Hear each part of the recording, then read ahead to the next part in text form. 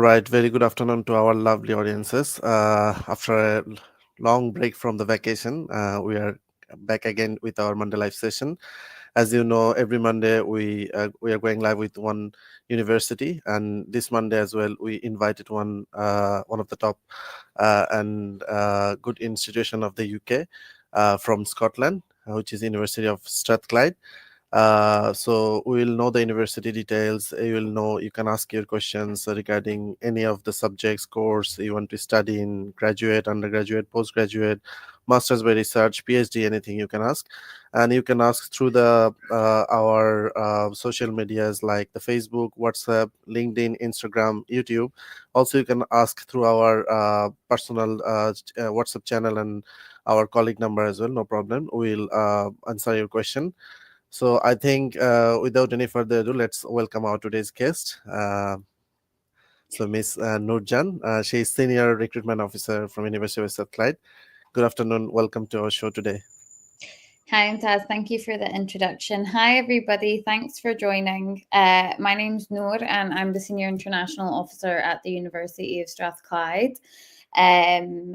I will be going through lots of important information for studying at the university and in a Scottish university in general, as Mumtaz touched on. And I believe there'll be time at the end of my presentation to answer any questions you guys might have. Thank you. And let me invite also our CEO, Mr. Zahidul. Welcome, Zahid bhai, our today's live session. Good afternoon, Mumtaz. Good afternoon, Noor. Good afternoon. And good afternoon and good evening to the audience from South Asia, Middle East, and UK International. So thank you, Noor, joining with us today. And I think, as my colleague mentioned, so we are going to hear you. We are going to listen what you are telling about the university courses. I am personally very much excited about University of Strathclyde. So far, this is first time that we invited University of Strathclyde to come and join with us for the social media live. And our students, they can access to the information about the courses, scholarship entry requirement, and the facilities that the university itself providing, and the facilities that the student they can get in Scotland and Glasgow. So yes, you can go ahead with the presentation. This is how we do. So you can go ahead with the presentation. We all will learn those information, and during your presentation, our audience, they can ask questions. And don't worry, you do not need to answer any questions during your presentation. You can keep going. We will select some questions, and after your presentation, then you can go ahead with the QA, question and answer session. And so I am also inviting audience, especially our students, stakeholders, and the parents. They can send questions in WhatsApp and Facebook, all other media that we have platforms, and then we can go ahead with the answer. Thank you. Perfect. Okay, I will share my slides just now. Mumtaz, if you can just give me a little signal that you guys can all see that. Is that okay? Yeah, we can see that. Perfect. Okay, so today's session, as I mentioned, we'll be talking about studying at Strathclyde and supporting all of you on your future ambitions in the world of academia. So in terms of the team, it is myself, Noor. We also have my colleague, Jamie, who's the International Regional Manager. And if you guys have any questions or need any information about studying at the Strathclyde, you're more than welcome to contacting us directly. So in terms of what we'll be talking about today, I will touch on why you would want to study in Scotland, the city of Glasgow, where we're based, the University of Strathclyde itself, and then a lot of different important application areas. So things like entry requirements, whether that's academic or English, the application process, how long it would take for you to get a decision or an offer, fees, the costs, scholarships, as well as working rights or career opportunities, because we know that that's one of the biggest things that our students are looking at when choosing a university. So firstly, why Scotland? when a lot of people think of Scotland, if they don't know the UK that well, there's a lot of stereotypes that people tend to fall back on. So things like Scotland being very rural or very traditional, it being very cold and very rainy, or it maybe just not being as modern as the rest of the UK, especially in terms of cities like London. Now, you'll be happy to know that that is definitely not the case.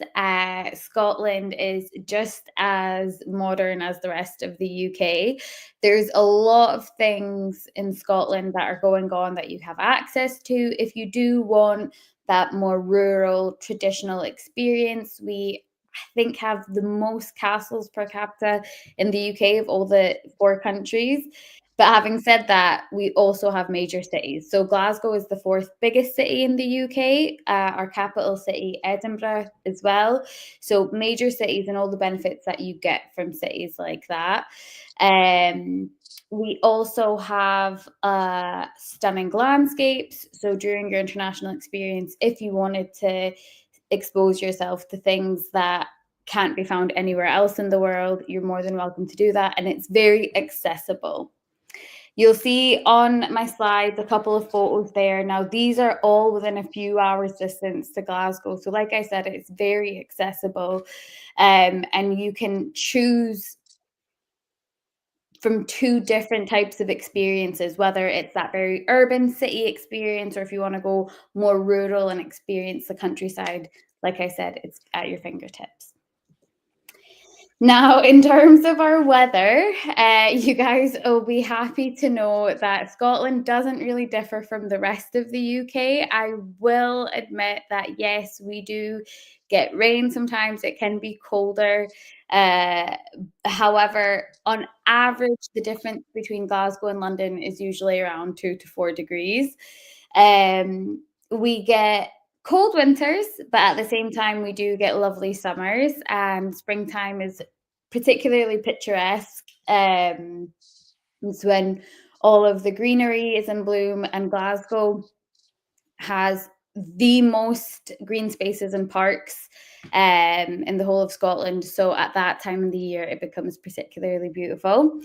One of the best things about the UK in terms of weather is we have the really long summer days. I know that this is not the same across the world. So we have daylight from around 4 a.m. until 10 p.m.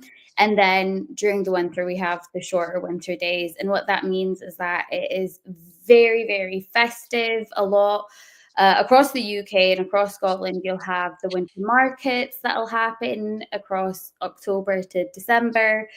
And so it is very different from the rest of the world, but I would say it's a very unique experience that you guys get to have. In terms of accessibility, so like I was saying, Glasgow is the 4th biggest city in the UK. Glasgow and Edinburgh are both major cities. We have an international airport, and it's roughly 20 minutes car journey from Strathclyde campus. There's daily flights to Dubai from Glasgow Airport. So if you were wanting to fly back to the Middle East or to South Asia via transit, or even West Africa, it's very accessible. We also have excellent public transport, which is really easy to navigate and very cheap. So we have your buses, your trains, your underground, but unlike London Underground, if any of you guys have ever experienced that, our underground is just 2 circles. So it's a single loop. You can never get lost, really. And then in terms of distance from London, so a lot of people have a conception that Glasgow is really far away.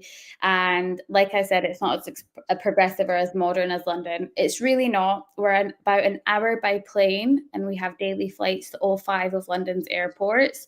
We're 4.5 hours by train. And then if you ever wanted to drive, we're 7 hours. So why would you want to study in Scotland? We have more world-class universities per head of population than anywhere else in the world, and we have over 600 years of higher education. Strathclyde in particular is over 200, even though we're considered a modern university. That just gives you a bit of scope for just how old and how much research we have.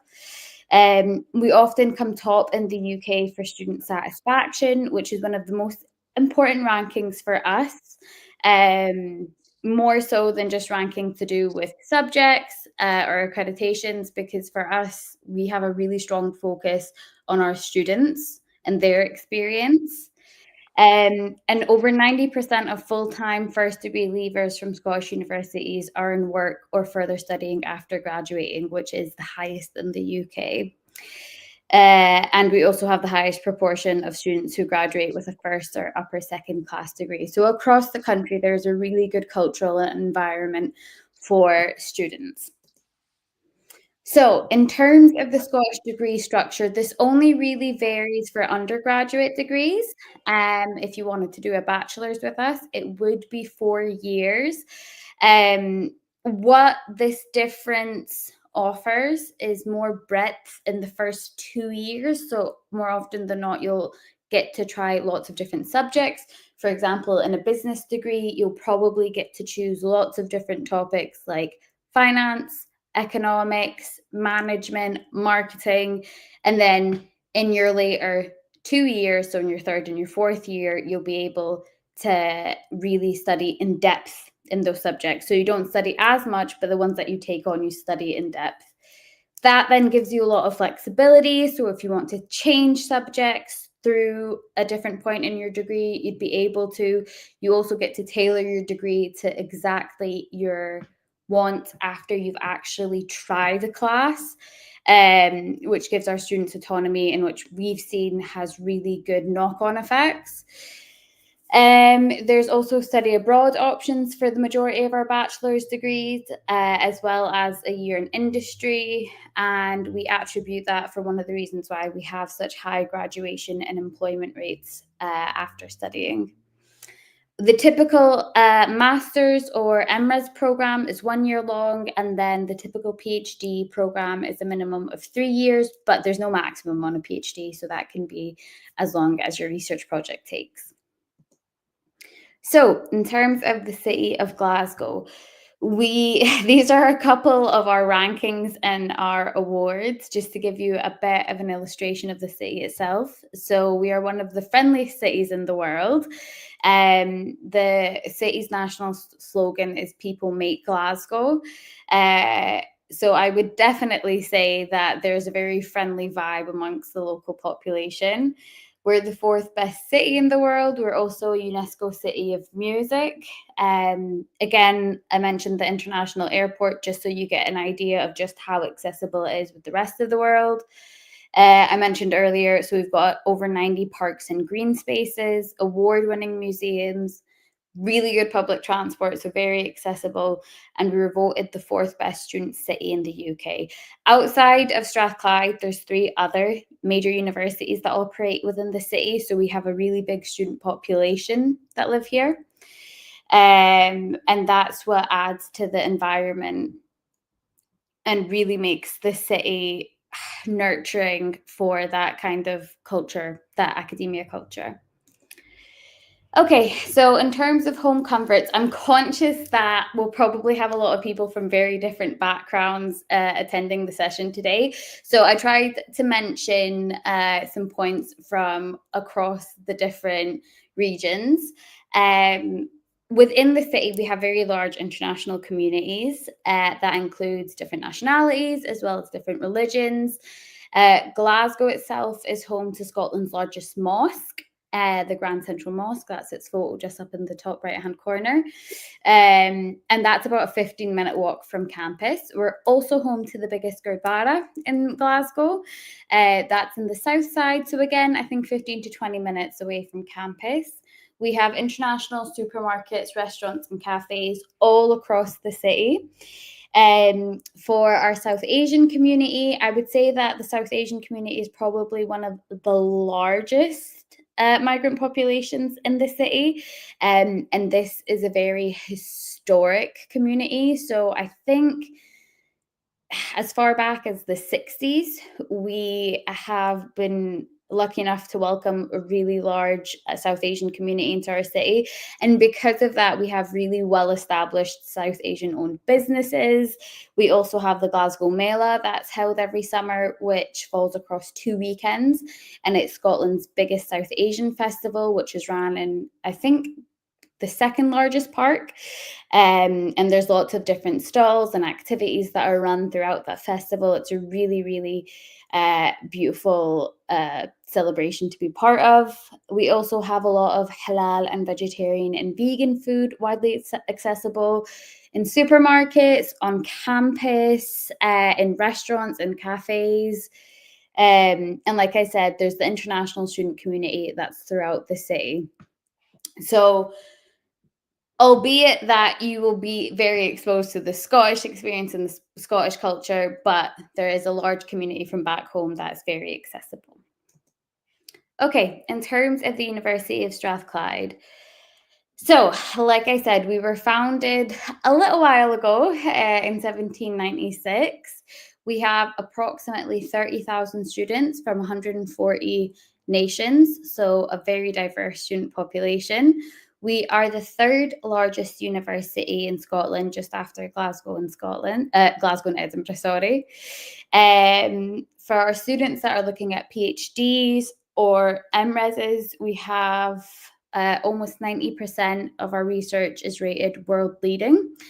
We're also the only university to have won University of the Year twice. And you can see just there, we've also won the Queen's Anniversary Prize for Higher and Further Education. And just in terms of our subjects, we have 4 faculties. That's the Faculty of Engineering, Faculty of Science, the Faculty of Humanities and Social Sciences, and then the Business School. And within those 4 faculties, we have over 200 degree programs. So firstly, the Faculty of Engineering. I've listed the departments just there. We have lots of different subjects that are run by the different departments, so this isn't just the subjects, and all of our departments run at undergraduate and postgraduate level. So there'll be bachelor's degrees as well as master's and PhD opportunities within these lists. If you wanted to have a look at some of the rankings that we hold within the departments, they're listed just there. You can see a lot of top 10 in the UK, as well as a few in Europe, as well as global rankings. Then we go on to HAS, which is what we call our Humanities and Social Science faculty. And you can have a look down there at some of the rankings. I would say for HAS, probably some of the spotlight subjects would be education as well as law. I think within the regions that Shabuj operate in, they're probably going to be the most common subjects, but obviously we have a lot more than just that. And then science, I would say computer science is probably one of our most popular, but also within our Strathclyde Institute of Pharmacy and Biomedical Sciences, there's a big demand. You can see our rankings just here. So again, a lot of top 10 or top 20 rankings. And lastly, business school, which is probably, again, one of our more popular faculties. I'd say the subjects within that would be the MBA. And accounting and economics, as well as the different areas of management. Also, we're seeing a really big growth in business analysis and tech right now. That leads into some of the emerging industries like consultancy and risk management. So it's very popular right now. And you can see some of the accreditations and rankings that we hold within the business school just there. So I thought I'd just have a quick spotlight on MRes programs, because I know that there are growing interest within certain countries. So we do have the MRes programs.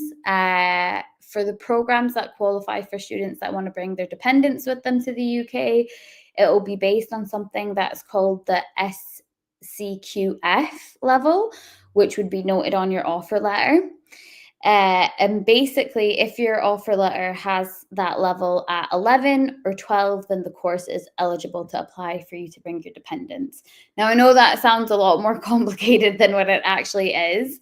But if you did fall in that category and that was something that you're interested about, ourselves as well as my colleagues at Shabuj would be able to talk you through that and let you know exactly what you're looking for. 𝗟𝗏𝗡 differs slightly to the master's programs. It is very similar to like a mini PhD. So you would have to have a defined research area when you're applying. It's not as simple as just submitting an application and uploading documents, which is the kind of typical journey for a master's. When you define a research area, it is essentially a mini proposal. And because of that, and because we would then have to match you up with one of our supervisors, the processing times are a little bit longer. So sometimes it can take 6 to 8 weeks to review. It's not always that time. Ideally, it would be a lot less, but it just depends on our supervisors as well as your area of research. And there's so much information on our website that can help guide you with that.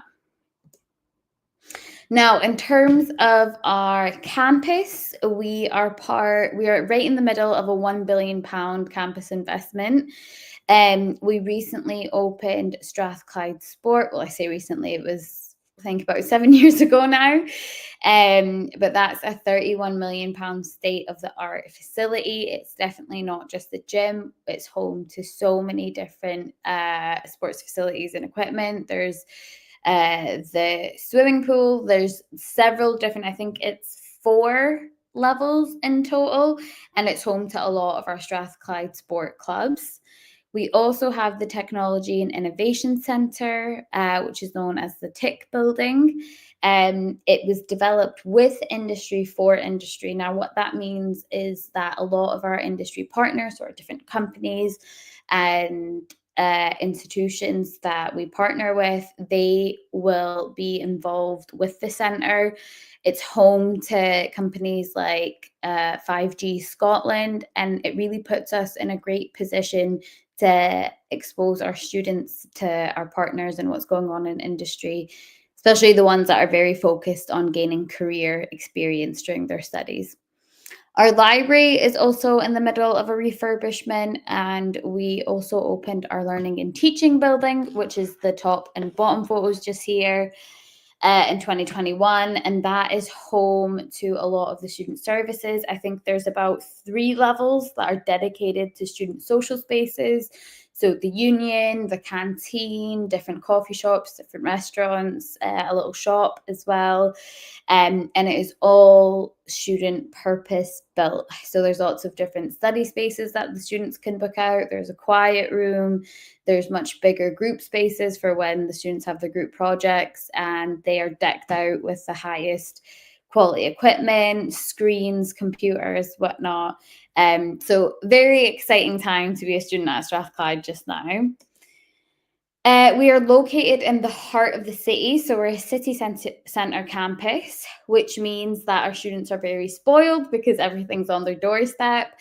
If you did come and stay at the university accommodation as well, that is also on campus, just here on the map. So our students are literally a 2-minute walk away from their lecture halls, the library, the gym, whatever you name it. In terms of life at the university, beyond just your studying, similar to more or less any British university, we offer a lot of extracurricular services. So we've got the finance team, which are able to give you financial advice and guidance. Career services, which is probably one of the biggest ones for our international students. We also have the Disability and Wellbeing Service, which can help during your time at university. The accommodation team, over 100 different clubs and societies. That ranges from anything to do with sports, interests, hobbies, even backgrounds. We have the International Student Society, and within that we have lots of different societies. So like the Saudi Society, the South Asian Society, the Nigerian Society. We have free English classes for those of you that wish to top up your academic English. They're called in-sessional English, and you're free to join that at any point of your degree. And we also have the gym, which you would have a free membership for if you're staying in the student accommodation. Okay, in terms of entry requirements, now I know that there's probably a lot of attendees today that come from different backgrounds, so I'll try and cover the majority of entry requirements. If I don't mention one and you would like more information, then please submit a question, and I'm sure when we're doing our Q&A, my colleagues at Shabuj will make sure to highlight them, and I can go through individual entry requirements per country. If you guys are doing the British system, so if perhaps you're at an international school that does the Cambridge and you're doing your A-levels, that would offer direct entry, so you can come to us in year 1 for an undergrad. We usually look at a minimum of 3 Bs. We would need the 3 A-levels, and they would also have to be in relevant subjects. So things like engineering, you would need to be doing maths and physics. Things like pharmacy or biomedical science, we would need to have 2 sciences, chemistry, biology.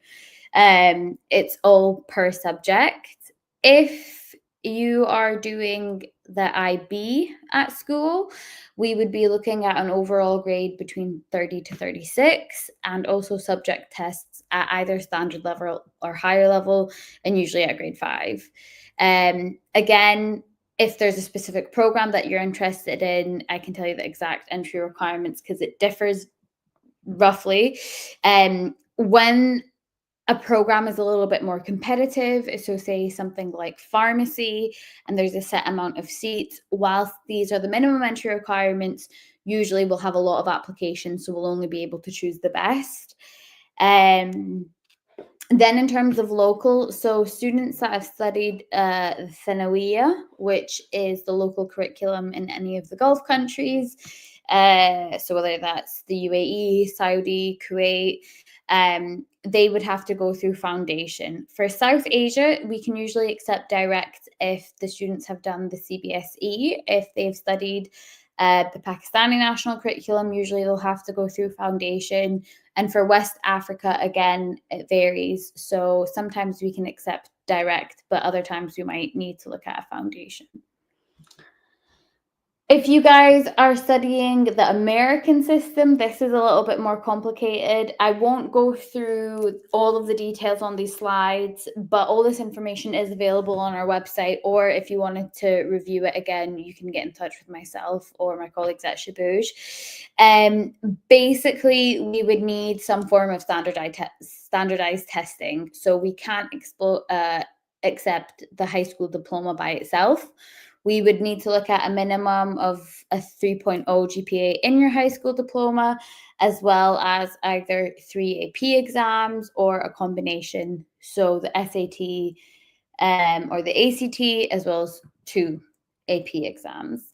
I don't know how relevant that is, so I won't go into too much detail. But like I said, if it is relevant and you have a question, pop it in and I'll endeavor to answer at the end of the session. In terms of postgraduate programs, so like I said, we have masters as well as PhDs. Usually our minimum entry requirement would be a UK second class honours, which the equivalent to that in international is usually 60%. So if your GPA system is out of 4, it'd be a 2.8 out of 4, or if it's out of 5, it would be a 3.8 out of 5. They're always reviewed on a case-by-case basis. And if you did have any questions and you wanted to clarify the entry requirements before you applied, you could always get in touch with one of us. English waivers can be considered for students with degrees taught in English from recognized institutions in specific countries. So if you got your bachelor's from the UK, the US, Australia, West Africa, as well as some Indian universities, we can usually apply an English language waiver. What we would or potentially could ask you for is an MOI, which is a letter from your institution called a medium of instruction that just advises that you were taught in English. As I mentioned earlier, MRes and PhD applications also require a defined research area. This is, for PhDs, it's flexible. It's not necessarily the full proposal that we would require. For some PhD programs we do, but the ones where there isn't limited capacity, sometimes we can be a little bit more flexible. And as long as you're able to provide a defined research area with summaries of what you're most interested in, then we can sometimes accept that. And the good thing with PhDs is that because it's dependent on the supervisor, you can usually have these conversations before you have to submit the formal application. So you can be really prepared in terms of knowing what to submit and then getting your offer quickly. Okay, just to go over English entry requirements again. So for the majority of our programs, it is a 6.5 in your IELTS overall, with no individual score below 5.5. For the Faculty of Science, it's a little bit lower. It's a 6.0 overall, but again, with no individual score below 5.5. The exception to that is MPharm as well as MSc Clinical Pharmacy. We do accept other English exams like the TOEFL, Pearson. We also this year are accepting Duolingo. That's a recent test that we have approved. We also have a list on our website of all of the tests. So if that's something you're interested in, let me know and I'll be happy to share the link. As I mentioned before, we do accept waivers. So if you studied the British curriculum at school, the American curriculum, IB, CBSE, or the WIAC, we can usually waive it. Again, it's a case-by-case basis. We might require additional documents like an MOI, but we will always endeavor to give you a waiver if you're qualified for it. Okay, in terms of the application process, so the start of the application cycle for January as well as September usually opens up in October. It's usually mid-October that it starts for you to apply to September of the next year. So this October 2025, our portal will be open for September 2026. We do have a January intake. It's only for master's programs and it's a set amount of master's programs as well. It's not all of them. The applications will probably be open in September for that, so a little bit earlier than our 2026 applications, September 2026 applications. Usually around February to March is the start of the peak application period. Now, the reason that I want to highlight that is because for you guys, I understand one of the most important things is how quickly you can get your offer. It really, really varies between our peak processing times. It can take a very long time. Well, I don't want to say a very long time, but it can take anything between a couple of weeks, from 2 to maybe even 4 weeks. However, when it is not a busy season, it can take considerably less time. I've seen offers being processed and admitted between 3 or 4 days, 2 or 3 days in some instances. It all depends on when you're applying and the program that you're applying to. Also, application preparation is key, and that's something that Shabuj can really help with. If you are submitting your applications as complete as possible, so with all the documents, as soon as you submitted it, that is the quickest way to get an offer. And I'll touch on this later, but that's something that my colleagues at Shabuj can definitely assist with. So we are very lucky at our institution. We don't have hard deadlines for the majority of our subjects. So usually we can accept applications and issue offers into the later summer months. So June, July, August. I wouldn't necessarily recommend it just because usually you would want a little bit more time to prepare. But if you were in the circumstances where you had a last minute change, or maybe you wanted to come to us instead of your first choice, then we do offer that level of flexibility. And the good thing about applications during those summer months, the late summer months, is that it's not during peak processing time. So we can usually expedite a lot of our applications. And then we move on to September, which is the start of the application cycle for January. And for anybody that is looking to start in September, it's all about getting you guys here. So things like accommodation, CAS statements, visas, all of that will usually come to us between August and September. But like I said, it's always best to prepare in advance. And the earlier you submit your application, the earlier you get your offer, the better prepared you will be for arriving in September or January. Okay, so application timeline. So all of our applications are done online, either via our website, or you could use something like UCAS. UCAS is only really popular with undergraduate degrees, like the bachelor's degree. You'll have one of three eventualities. So you will either be rejected, in which your application won't be able to progress any further.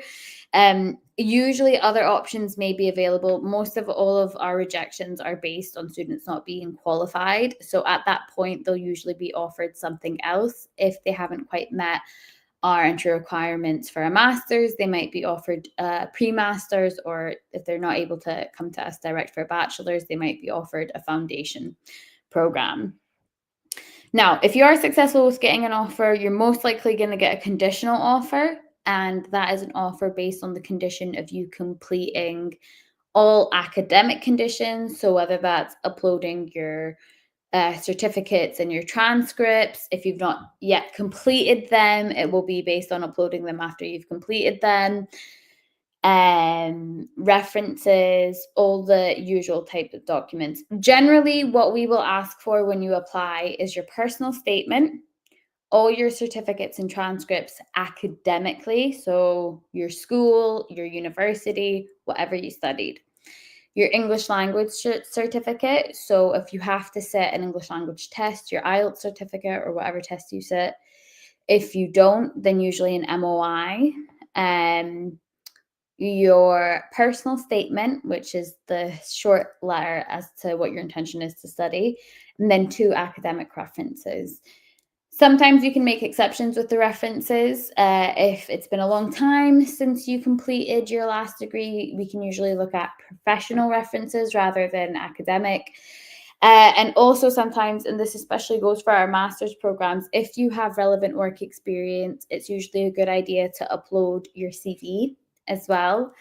And then all the other conditions are quite administrative. So things like uploading a copy of your passport, your finance condition, which is paying your deposit, or uploading a financial guarantee letter if you're sponsored. But I'll talk through that later. Now, if you get an unconditional offer, there's nothing further that you have to do to complete your offer. It is already at completion stage, essentially. So you just need to make sure that you accept that on the online portal, and then your application will progress to the next necessary steps. The finance condition, so that's what I mentioned. This is usually the last stage. You can actually pay your deposit at any point once you've got an offer, but usually it's the last point for most students. So that would either be paying the deposit or uploading the financial guarantee letter if you're sponsored. Once all of your conditions have been completed and you've accepted your offer, your application will immediately progress to our CAS team.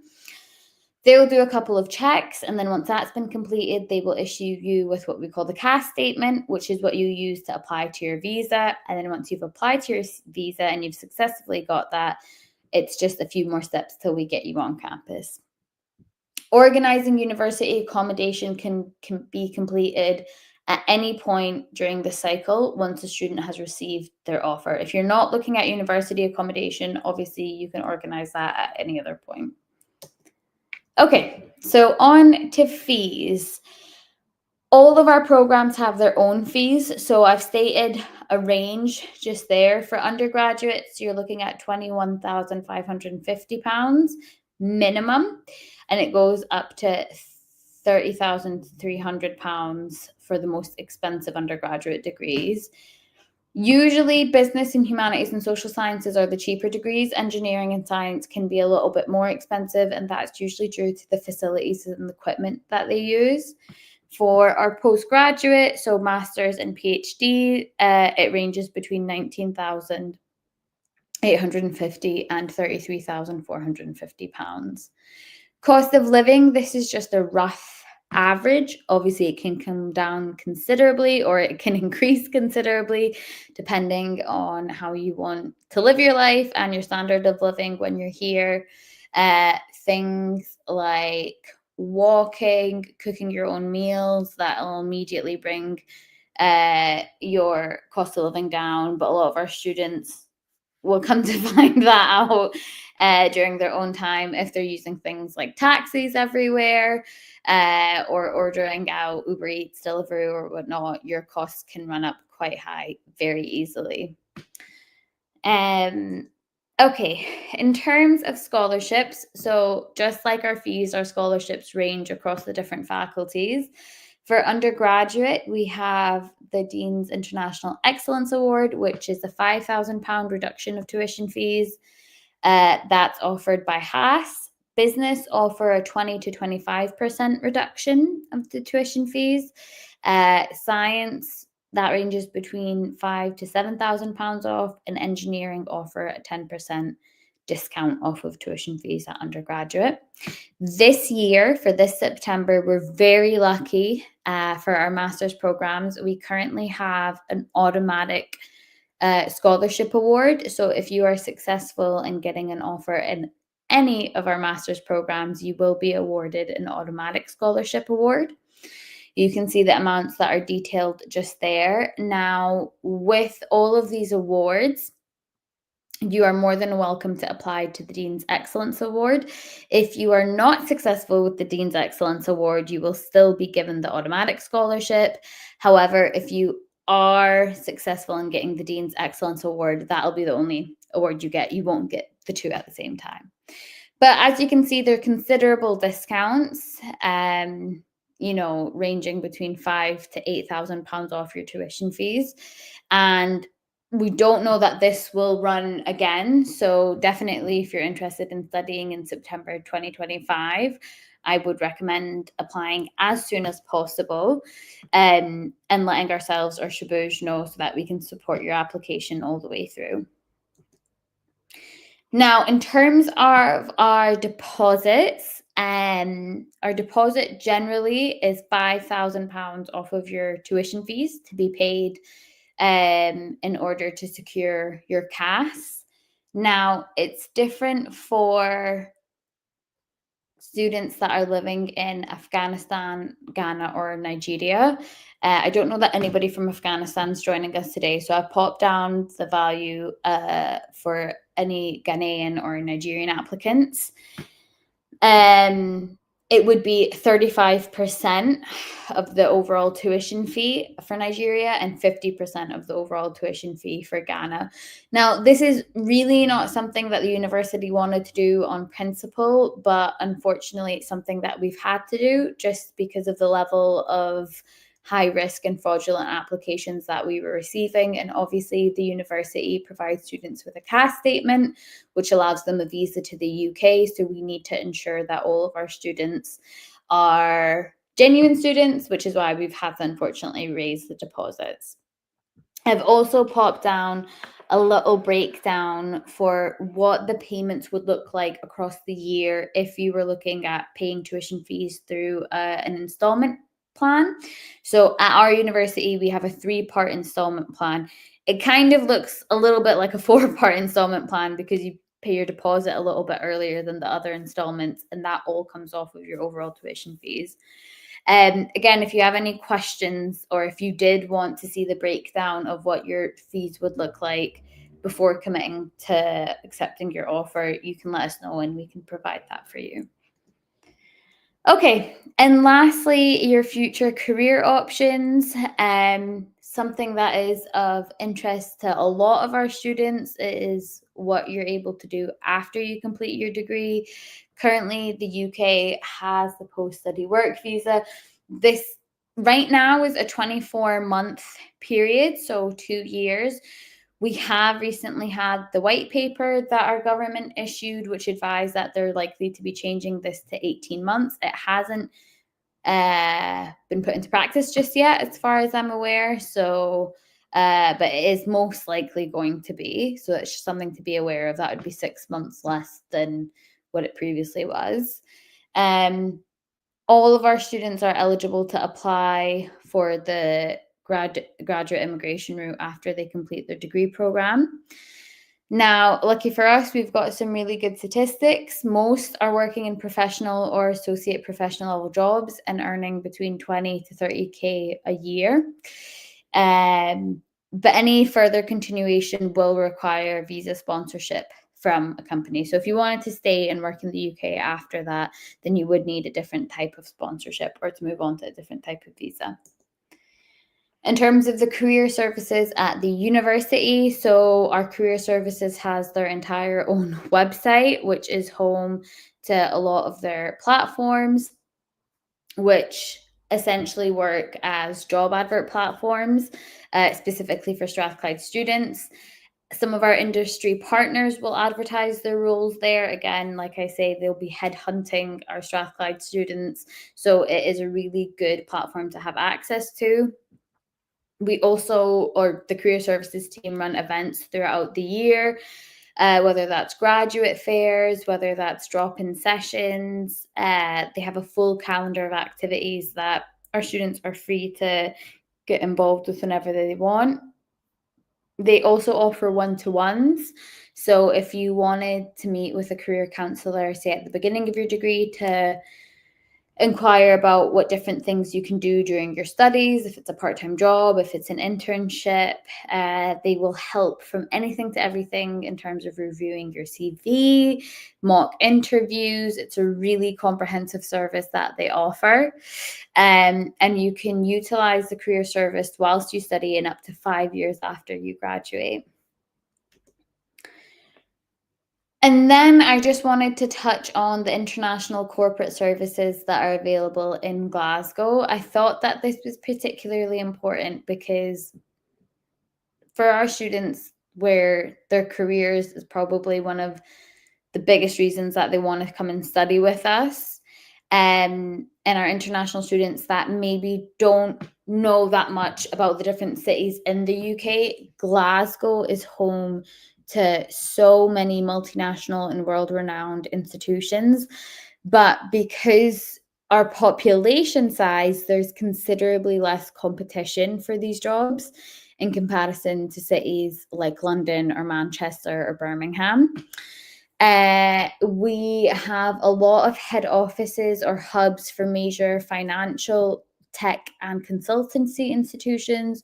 So for finance, we've got a JP Morgan Chase office, we've got Barclays, we've got Morgan Stanley. For tech, we've got Microsoft, IBM, Amazon, and 𝗨𝗶𝘃𝗃𝗏, all based in the city. And then for consultancy, we've got Deloitte, PwC, KPMG, and EY, and they all have offices in our city. We are home to the second largest base of financial institutions outside of London in the UK, so that probably gives you a little bit of an illustration of just how many opportunities there are available in the city. When I say Barclays Bank, we've got a head office, it is an entire campus that they call it. It's that middle photo just there. And it's almost a district, and they have a lot of their operations that are based out there, not just sitting within finance. It can sit in between analysis, consultancy, almost anything. And then lastly, in 2023, our JP Morgan Glasgow office opened a new global tech hub, which is helping to lead the bank's public cloud and data strategies, which is usually of particular interest to our software engineer or computer science graduates, or anybody that's really interested in AI. Okay, so next steps. If you guys are interested in applying, you are more than welcome to do that via our website. I would particularly recommend engaging with my colleagues at Shabuj, who are running the event today. Now, they offer comprehensive application support. They will work alongside you and are your source of information to applying to the university. They have offices across the globe, namely UK, the Gulf, West and East Africa, and South Asia. And most importantly, they offer a free application service. They are our accredited university partners, so they operate on our behalf. we work very closely with them. So if you did ever want to get in contact directly with myself, you're more than welcome to, and you can go through Shabuj to do that. And they can even help with things like your visa and pre-departure, so getting ready for coming through here. Okay, and that is it from me. That's all of the slides that I wanted to share. I can pass over to 𝗪𝗠 and Zahid if we want to go through any questions.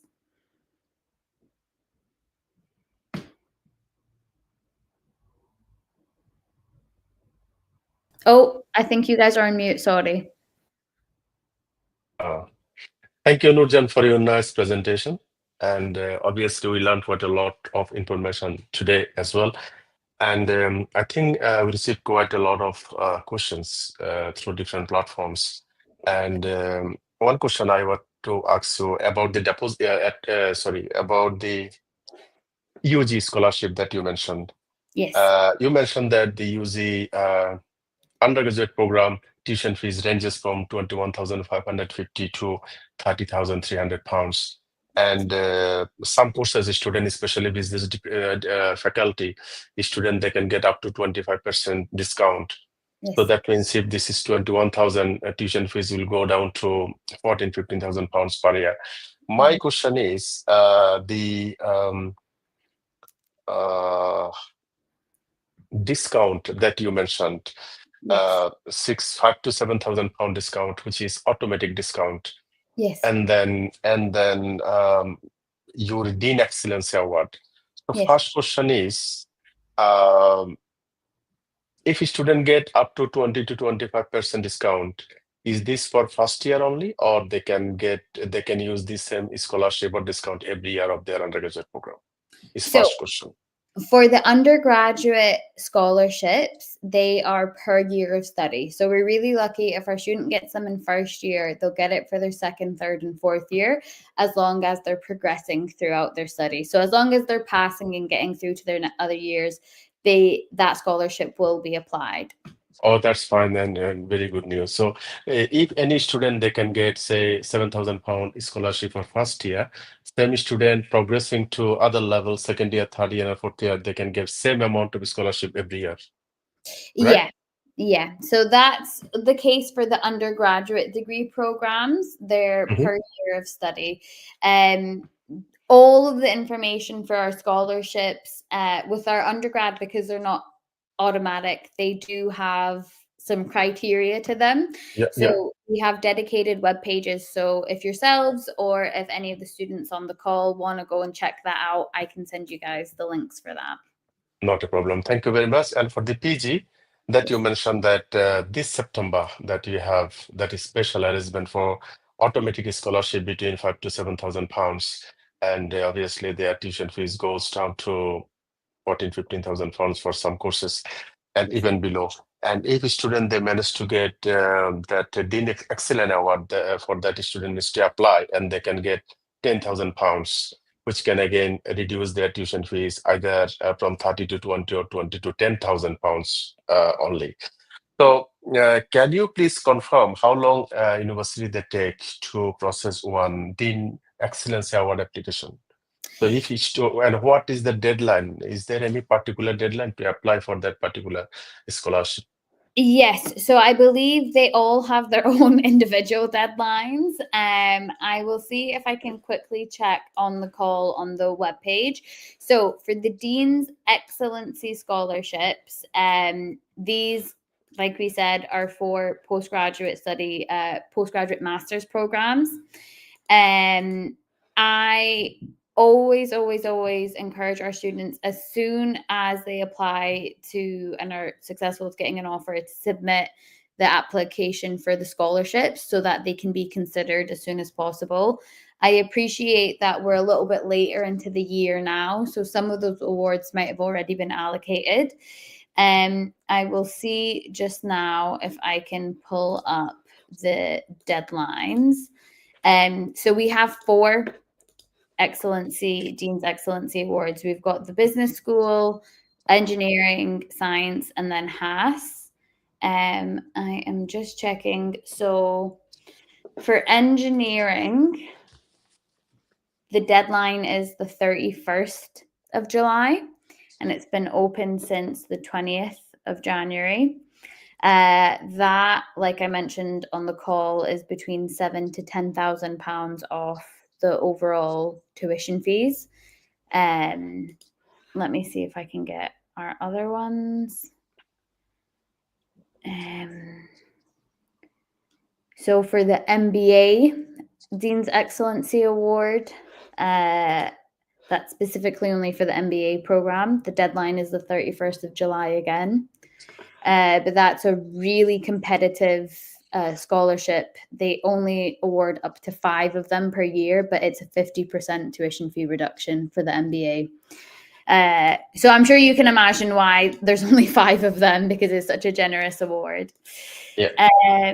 Let me quickly just check if there's any more listed. If not, again, I can find this out. Okay, so we've got the business school. So for the other business school subjects, the deadline, again, 31st of July, and they are awarding up to 35 scholarship awards. And then lastly, for humanities and social sciences, the deadline, 31st of July again. So we've got a considerable amount of time for anybody that's on the call and interested and still hasn't applied to study with us. They're more than welcome to apply. To apply for the scholarship, they have to have an application on our system. So as soon as they've got that, we can follow it up to see. Because they need to mention their ID number anyway, application ID number, so that, yes.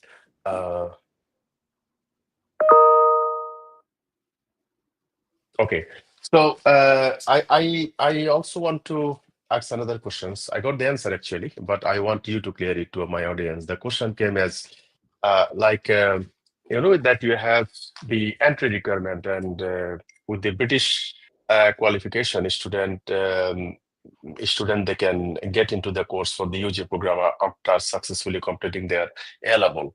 However, or international baccalaureate, but for students who come from South Asia, come from Africa, so most of their courses, they are not like a British curriculum, or they have their different kind of thing. So in that case, they are not eligible for the direct entry, as you said, but student, they can apply for the foundation program. And I just want to clear, if a student, they apply for foundation program, and they can, after successfully completed their foundation, whether they are going year 1 or year 2. Simultaneously, if the student start with international year 1, what will be their progression route? Sure. Okay.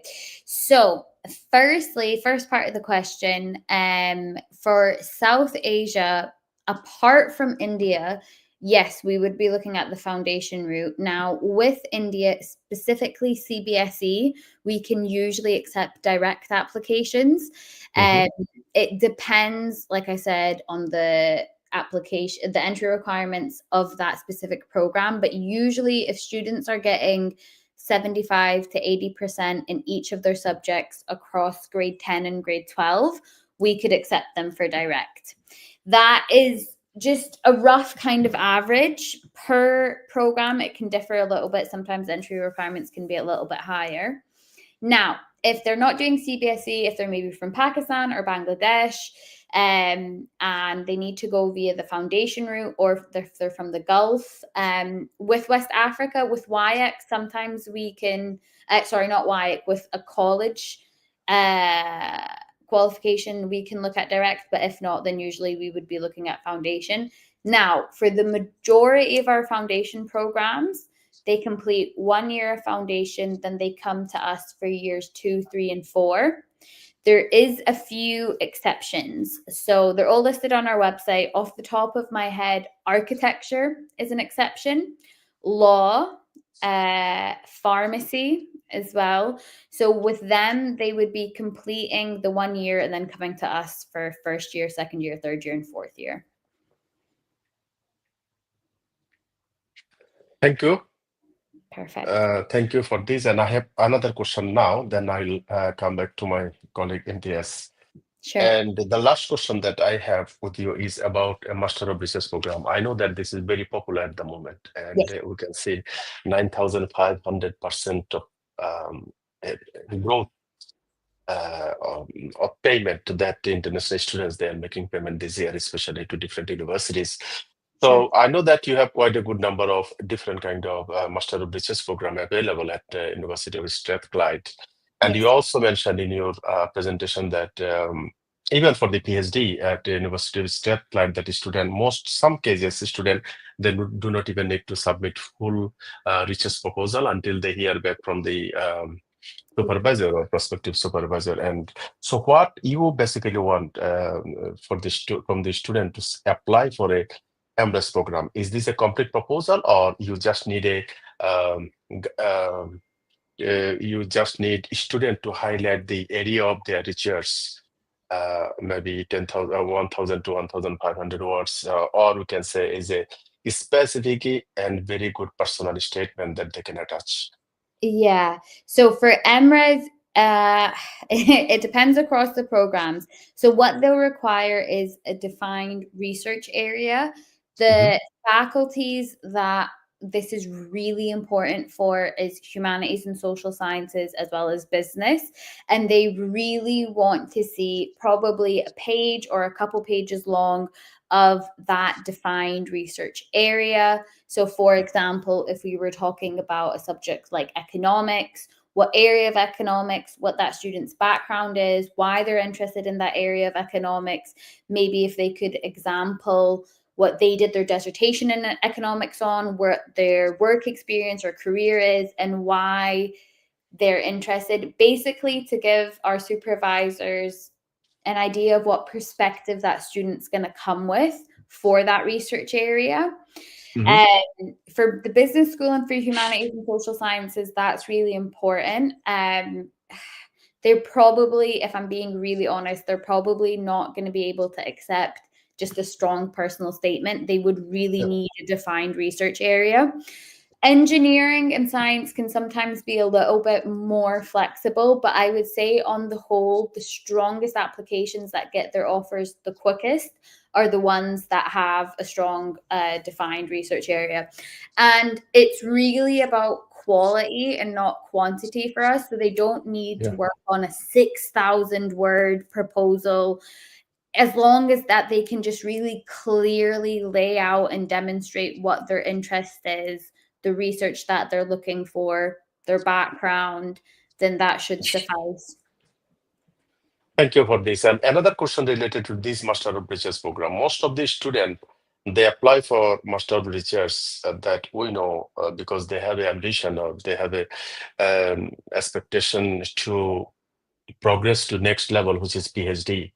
So if any particular student, they successfully complete MRes with you, then what will be their entry level for their PhD program? Will be direct entry to second year, or how it will be considered? It's really difficult to advise on that generally, just because PhDs are so specific. The good thing, probably the most general advice that I could give, is that when the students complete their MRes, they have that established relationship with the supervisor and they know the areas of research that the department is interested in. So they're in a really strong position to then continue on to a PhD. It will be up to the supervisor as well as the department to dictate exactly what area or what year they can come in at. The good thing with PhDs is that there's a lot of flexibility. And within that first year of their MRes program, they can usually discuss the next steps with their supervisor, decide it at that point. During their Master of Research, of course, they will be equipped enough with the information to make themselves ready for the next level, since they will be supervised that time, and they will have a supervisor, and obviously they can get the link and the connection to go further. So that's all about from my side at the moment. I have some more questions that I can come back later. Obviously, I need to take care about the time. And that's yes. So my colleague Imtiaz. Thank you, Zahid. Thank you. Thank you very much. I see a lot of good presentation and so many questions and answers. And I have few questions in my screen too. So one of the student is asking, from Facebook. Is it only 4 years bachelor degree or 3 years too in Scotland? So across the majority of all of our degree programs, it's 4 years for undergraduate. When it's 3, it will either be our BBA program, which is a business bachelor's in business administration, or if our students are qualified enough to get into year 2 entry. So for example, if you were to get 3 A's at A level, maybe a faculty like engineering could offer you year 2 entry. Thank you. Sajid Islam, he is asking, his cousin is already doing PhD in Strathclyde University. So is he eligible for alumni discount or something like, I think he trying to mean the sibling discount? Sure. The sibling might be eligible for the alumni discount. It would have to be the person that studied. So Sajid's cousin could potentially be. The alumni discounts are dependent on the faculties. So it might not be that every faculty has an alumni discount, but all of that information would be available on our scholarship page on our website. So Sajid's cousin, I would recommend, or I'd encourage them to go and check that page out, or to speak to their advisor, their supervisor, because they can direct them exactly where they can see the scholarships that they're eligible for. Thank you. Also, he's asking, he's currently doing maybe 3rd-year bachelor program, 4-year bachelor program. So is it possible to top credit transfer to the university? Sure. So this depends. For any sort of credit transfer, like a lot of our things, we usually advise that it's a case-by-case basis. If I'm completely honest, it's usually very difficult. So for us, the rule of thumb is that if we are accepting a transfer, we have to make sure that what they studied is exactly what we would have taught. So if they wanted to come into year 3, they need to have done every single module that we teach in year 1, 2, and 3. Now, that's really difficult to do even with British universities, let alone an international university. So I would say that it's not necessarily likely. However, we would always be open to reviewing it. So if he wanted to submit his transcript to yourselves and you guys could provide it to us, then I could have some of the admissions team review it. Okay. As every university have their different course modules, so if it need to be matched in every 3 years, so it is really going to tough. Exactly. And another student is asking from YouTube, I'd like to know whether you guys give cash to the students that want to apply for masters while they are on FLR process in the UK. Do you know what the FLR process stands for? Okay, this is something like immigration, something immigration related status. So Sure. normally, if a student they are running off, a student or people from any category, if they are running out with their current visa, current stay permission, then they can apply to 𝗬𝗍𝗍𝗍 for a short period of time of extension. So that they can complete a job. Say, for example, a student completing their master degree and waiting to join convocation. So it's a 3 months time. So they don't have this 3 months time, and maybe their visa is expiring now. So is beyond the rule, they apply for a kind of extension. Okay. So he is on that route. That means he is not illegal, but he doesn't have valid visa at the moment. I can understand from his questions.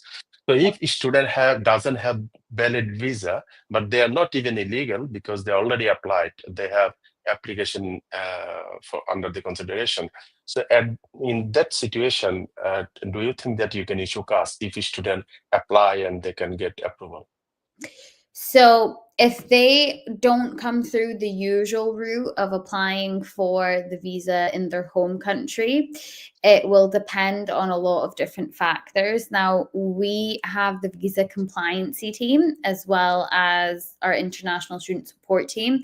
They would be able to guide any student that falls through that criteria a lot better than I would myself, because they know the exact regulations of what the university needs to meet. So for this particular student, I would recommend that they get in touch with Shabuj and myself, and I can refer them on to our visa compliance team so that they can understand. a lot of the visas and a lot of the situations are very specific to the individuals. So it's not something that we can advise on generally, but they're more than welcome to get in touch with ourselves and we can discuss with the team directly. Thank you. Welcome. Thank you. Another question is from Emmanuel. He's asking, do students in either MSc or MRes program have access to internship, research assistant roles, or industry placement? Sure. Okay. So it depends per program. We have the mechanical engineering degree, a master's degree, that you can opt in to do the version that has a set industrial placement. If Emmanuel was looking at or thinking about just general work experience, so internships out with actually studying, or out with his actual studies, then he's more than welcome to apply. I would say for masters and MRes, internships are not usually that common during the studies, just because they are a full-time year-long degree. Internships are usually more common with our undergrad students because they can do the long summer internships, whereas for masters and MRes, it's full-time for the full year. If they did want to get access to that, though, it would definitely be something that they could do during their post-study work visa, and our career services team could guide them through that and help them with applying to the different institutions that are recruiting. Thank you. Another question from YouTube is that 20 to 30% scholarship is available for postgrad students as well? And if so, does it apply to the students that are already studying in the UK while they have an ongoing FLR application once again? Okay, so that's, another FLR application. So for the second half of that question, like I said, case by case, we'd have to speak to our visa compliance team before we could advise on it. The 20 to 30% scholarship, I'm not 100% sure. I think they might mean the 20 to 25% scholarship. We don't have a 20 to 31. So that's probably the 20 to 25% undergraduate business scholarship. That wouldn't be available to postgrads. The postgrad scholarships would have been the ones on the table on the right-hand side. It's separate. So any of the undergraduate scholarship awards are different to the master's ones. If any of the attendees want to review that information, it's on the website, or I would be happy to share the slides with you guys and you could distribute it through to any of the attendees. Well, thank you. Emmanuel, again asking, can an MRes student switch to a PhD track directly to your university?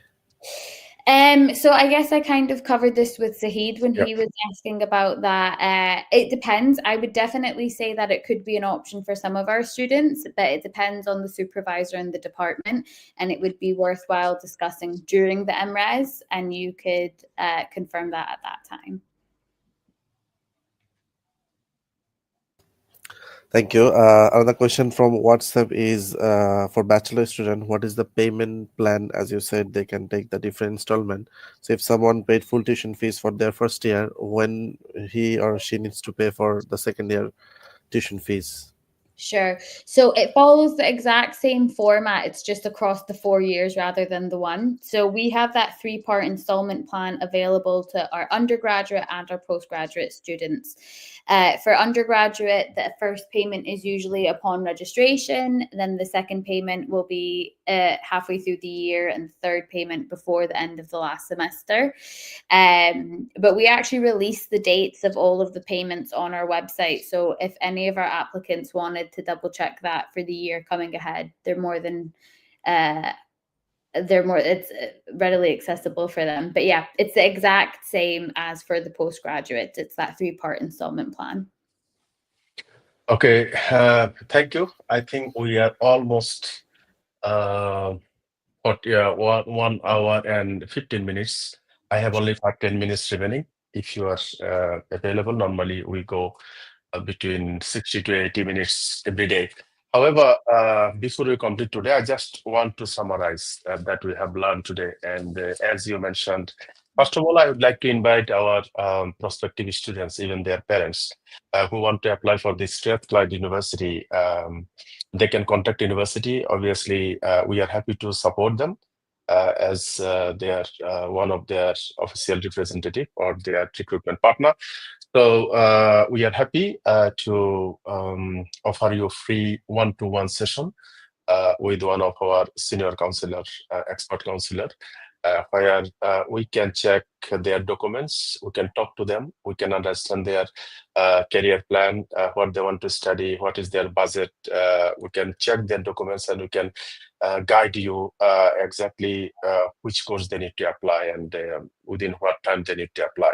So it can help them to get the offer letter a bit quicker, and also not to get rejected, because we can check their entry requirement properly, and once we can feel that student they can fulfill entry requirement for a particular course or subject area, our team they can advise them accordingly, so they do not need to be disappointed after applying through us most of the cases.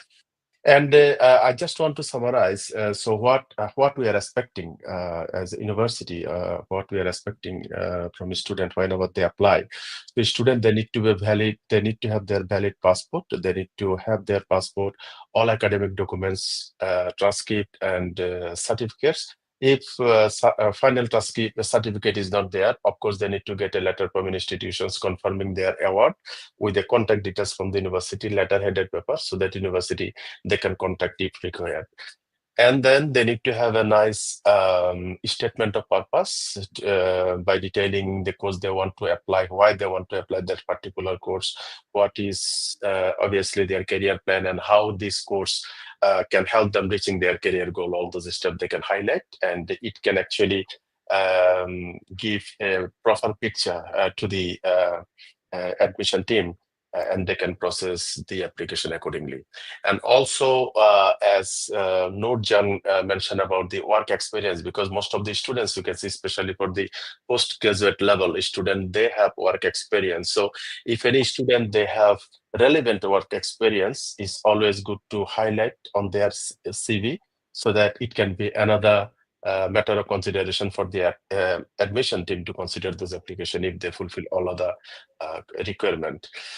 And the good thing that I understood, as even my university where I studied in the UK, they have that facilities. It's called free in-sessional English course. I think this is very good support for the international students, although they can fulfill English requirement and they can apply, they come to UK. We see that most of the international students, they face some problem of understanding in the class, some vocabulary, some different accents. So most of the UK universities, I know that they offer this free in-sessional English, that student they can join that English class and they do not need to pay for this. They can develop that English language proficiency. So this is what about the highlights. And another thing I want to add in my summary is about the tuition fees that you mentioned. Student, they have installment facilities to pay their tuition fees, so they can go ahead with 33, 33, and 33. So 33% and then 33% second installment, and then finally 34, which is again, student, they can have up to 6 months time, or according to your plan, or even beyond, they can pay their tuition fees, except 2-3 countries, Nigeria, Ghana, and Afghanistan. They need to pay £5,000 or 50% on deposit. So this is all about the entry requirement. And for the English proficiency that you mentioned, that some students, they can still eligible if they have, they can use media of instruction letter. So for example, like in 𝗦𝗶𝗃𝗃𝗏𝗃 and 𝗦𝗵𝗆𝗃𝗃𝗏 from South Africa, and some Indian institutions, and all other English countries, obviously, and from South Asian countries, some good university, if a student complete their bachelor with MOI or with their higher secondary good English proficiency, they might get English exemptions. But I am advising students to contact us, contact university directly to check your eligibility. We can help you with that.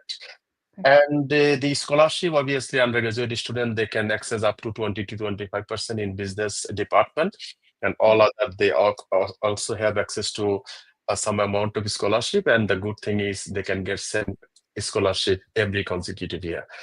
For the postgraduate, you can see we have automatic scholarship £5,000 to £7,000 this September 2025, and they have some excellence, Dean Excellence scholarship up to £10,000. And for the MBA, we have 5 scholarship up to 50%, and the deadline that we know is 31st of July.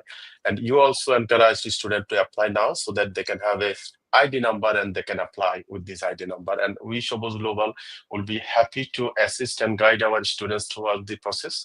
And we are not charging any fees because we are part of university as representing them. So we'll be happy to guide them so that they can apply on time and they can get maximum scholarship and maximum support throughout this process.